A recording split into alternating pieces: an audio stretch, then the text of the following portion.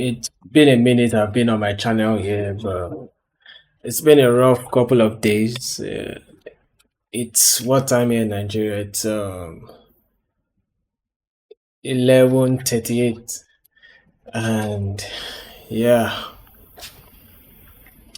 I decided to just well, it's been a recurrent thought for a while because I've abandoned this channel for a while, and it's been a rough couple of years.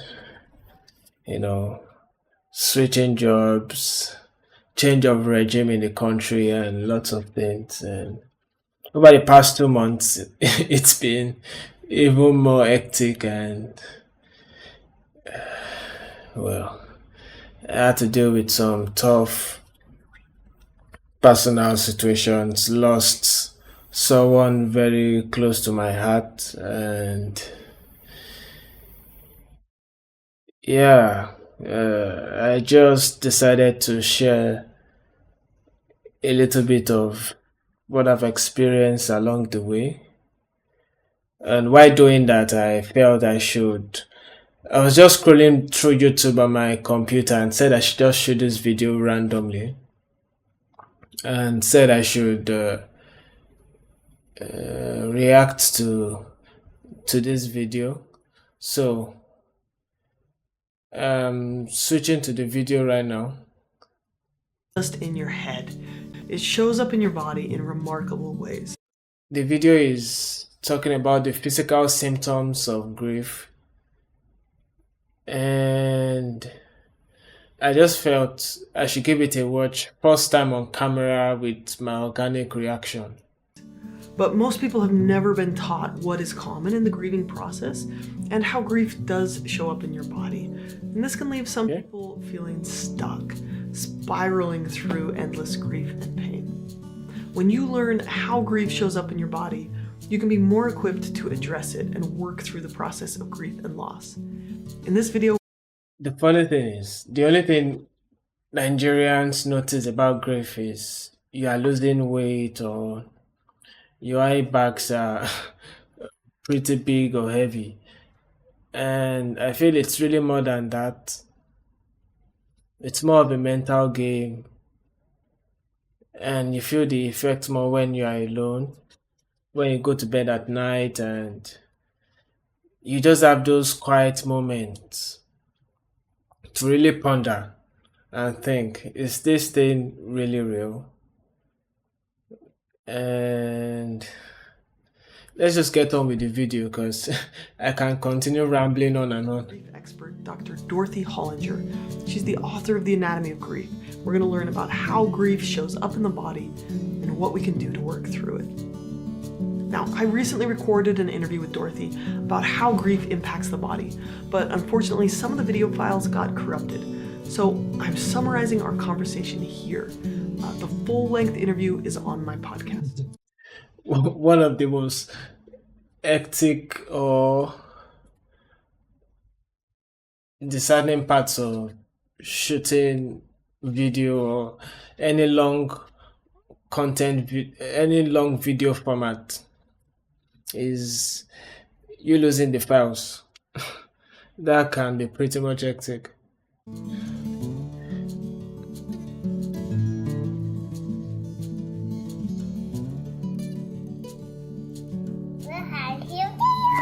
What are we selling?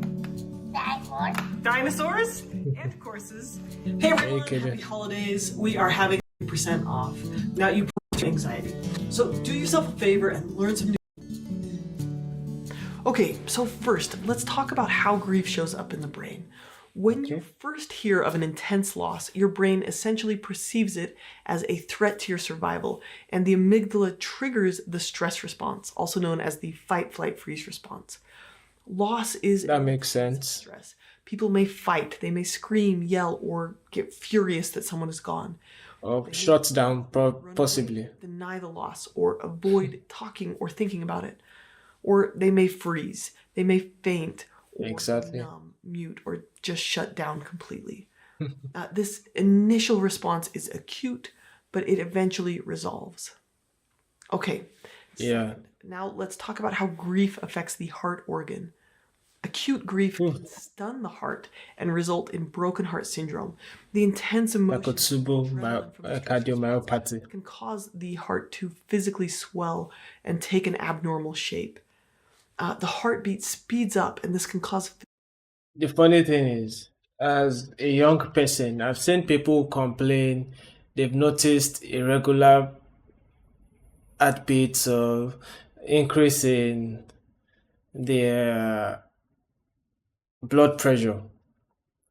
But to me, it sounded kind of weird at the time, but something happened even before the huge loss I suffered recently. There was more like a certain factor that was troubling or a person, and to really talk about it without mentioning so much in detail, it was just so much trouble day in, day out, like, and even I'm sure those that deal with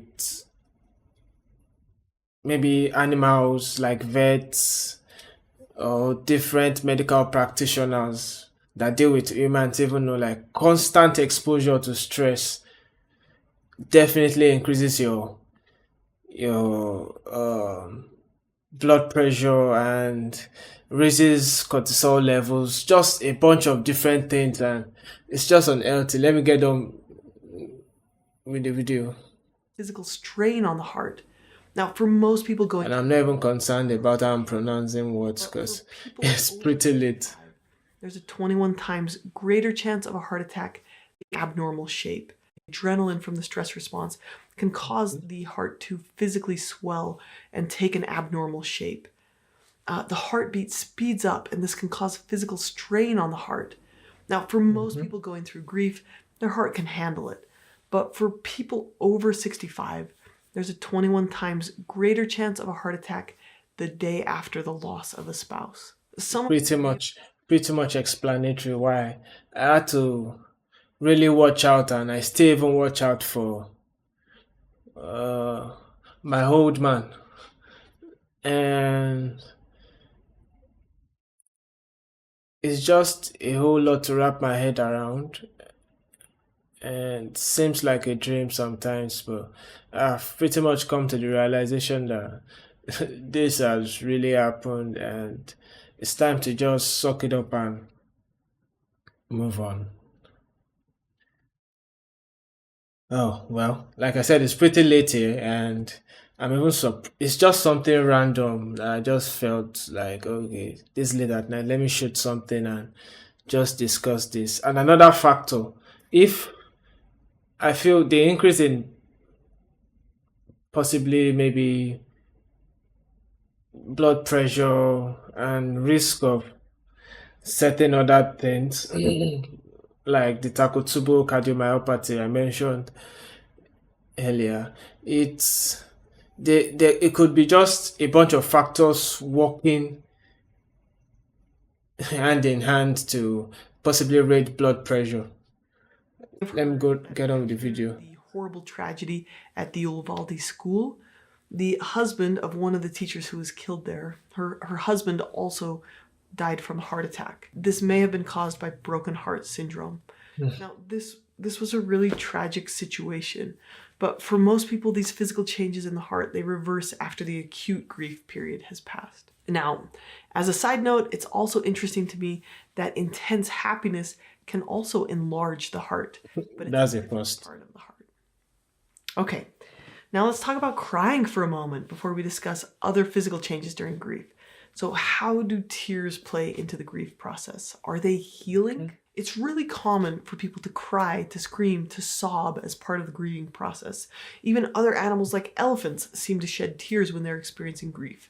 There are The funny thing is, the test thing, I feel there's some form of intense sadness one feels that one might not even have the courage to cry, or you just feel like you should suck it up and stay strong for those around and those that are more you feel are more vulnerable, maybe younger and older, and it might be quite a lot of responsibility. Three chemically different types of tears. Basal tears, which are the regular moistening tears that happen throughout the day. There's reflex tears, which happen when there's an irritant, like when you cut an onion. And there's emotional tears. They actually contain protein-based stress hormones, one of which is leucine and enkephalin. And it's related to endorphins, and it's a natural painkiller. So Natural the painkiller. biochemical composition of tears is actually healthy and healing on a physical level. Okay, so what are some of the other ways So something comes to mind. I'm wondering if you are secreting these painkillers and shedding them. Oh, I guess maybe the particular substance could also be in one systemic circulation, the be in your blood, and could help be a form of painkiller. Because if you are secreting this painkiller through your eyes and it's wasting away, what else with the pain? that grief impacts the body? Number four is decreased pleasure. The physical senses like taste, touch, sight are no longer enjoyable. Food may Yeah, seem tasteless. And this and the stress response can lead to number five, which is loss of appetite and difficulty I eating. swear. So the stress response slows digestion and diverts energy to survival responses. And it's very common for the bereaved to lose weight and to struggle to eat after a loss. So I kept getting calls from people all over. Make sure you eat this and that. You are looking lean, and some people tuned in on the live stream of this said particular burial, and some people also saw me, and oh my god, I kept getting calls from Nigerian aunties now all over. Have you eaten today? My god, I was like, god damn. But I understand they were trying to show their concern and care. So it's pretty much The stress okay. response can lead to overeating and weight gain. Number six, another common symptom is difficulty sleeping and insomnia. Number This is seven, very the true. stress of grief can also temporarily weaken the immune system. And it's not uncommon to get sick after a loss, but also around It's quite anniversaries true. of the I loss. It's noticed like the body is asking the bereaved to address their loss. Headaches and other body aches are also common after loss. headaches, And just especially. in general, when grief is overwhelming or the survivor is unable to face or process grief, sometimes that emotional pain shows up in somatic changes, in changes in the body. And this tends to be most common when survivors are suppressing their feelings, when they're masking them or attempting to avoid or distract themselves from the pain. They may feel numb or disconnected from their body. Dr. To avoid going into a dark place and suppressing feelings, I kind of had to just hit up a therapist to deal with the situation and the person I lost, because I've experienced a lot of things over the months, especially in recent times, that I was just kind of calm about the situation. It didn't really even weigh me down at all, not one bit, because I felt my the issue was handled. I was never in the wrong. I didn't have any cause to really bother and anything like that. So it didn't really even bother me. But this particular one incident in September really broke me. And sometimes one of the signs of, I don't know, depressions, I don't know if I'm correct, I have to look that up, was I had to constantly kind of talk to people that I felt I could discuss with that were very close to me. And eventually, slowly, it kind of wore off. And something that also helped is, maybe some people work out, some people have to, Nigerians were pretty spiritual, and I also did a bit of that, listening to these spirit chants while sleeping. Some people might be affirmations, some people might just whatever works for you. Some people might do yoga, and It just really helps. Dr. Hollinger shares the story of a woman whose baby died, and afterward, she lost her sense of hearing. Voices sounded muted and indecipherable, and she couldn't hear any sounds normally. But doctors couldn't find anything wrong with her ears. That's Dr. crazy. Hollinger continues in her book. She says she didn't hear fully for as long as she couldn't accept the death of her baby. Wow. When she was able to admit that her baby had died, her hearing returned. As That's she put it, some next when her hearing level came back, her grieving began. brain The bereaved mother stuff. had to detach herself from all sounds because she couldn't bear not to hear the sounds of her baby. Not being able to hear at full capacity was the path that Mrs. M's sorrow took through her body. Now, sometimes survivors don't feel like they're allowed to mourn because they aren't the primary person, like a parent or a spouse, or their culture or their status doesn't allow them to show grief. But I suppressing don't know feelings what's just going on doesn't with work in this. the long run. So the Is it grief fruit may flies or emerge as a mosquitoes physical flying symptom, around? which can also be a distraction from the emotional pain. But when grief is processed, when loss is addressed and acknowledged and accommodated, the brain can gradually make space for the new reality. Grief can become less intense, or rather, our ability to move forward grows. Our ability to feel those feelings and continue on with life strengthens. So, what do we do about these changes? I'm not going to pretend that grief is some easy thing that can or should be fixed, but there are some things that you can do to help your heart and body work through the suffering. Okay, And these include exercise, making sleep a priority, good definitely. nutrition, and especially social contact. Be around people. Don't stop doing enriching and pleasurable activities, even if they don't feel good. Over time, you'll be able to enjoy them again. Exercise. Let me take that back a bit. Exercise, good sleep, good food, talking to friends, and just having fun. See a movie, take a walk, play sports, just do what makes you happy. Don't feel good. Over time, you'll be able to enjoy them again. Okay, I'm really grateful for Dr. Hollinger for taking the time to share this information with me. I hope you found it helpful. Thank you for watching, and take care. So, something that comes to mind is I remembered I started journaling, and let me scroll through if there's something I can actually just share from here, because writing also helps solve, not as much as talking to people anyways. So there was a particular day I woke up and I wrote, I woke up today with that familiar weight again,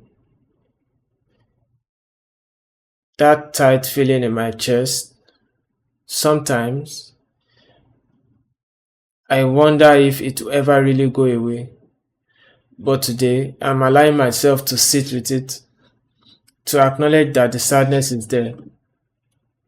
I'm learning that grief doesn't have a set timeline. It's a journey that shifts each day.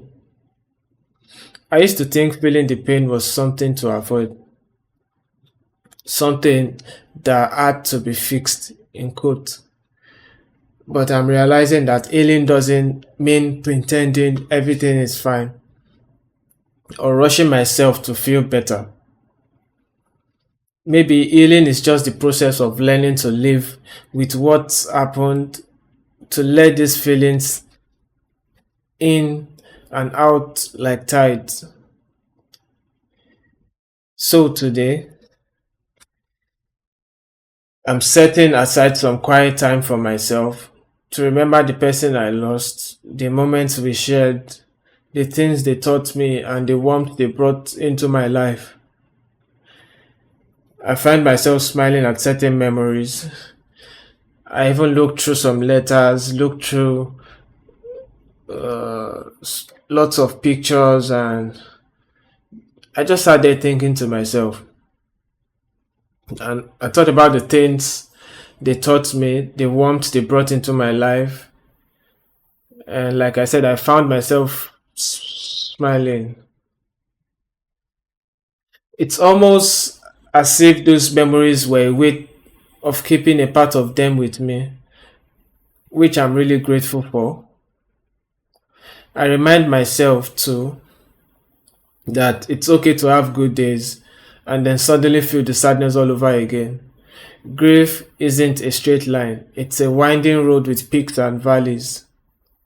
And it's okay for it to feel messy each day.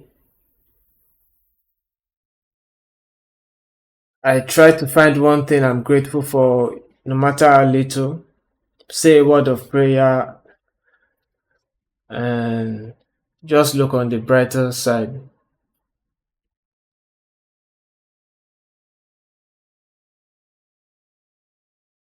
Where did I stop?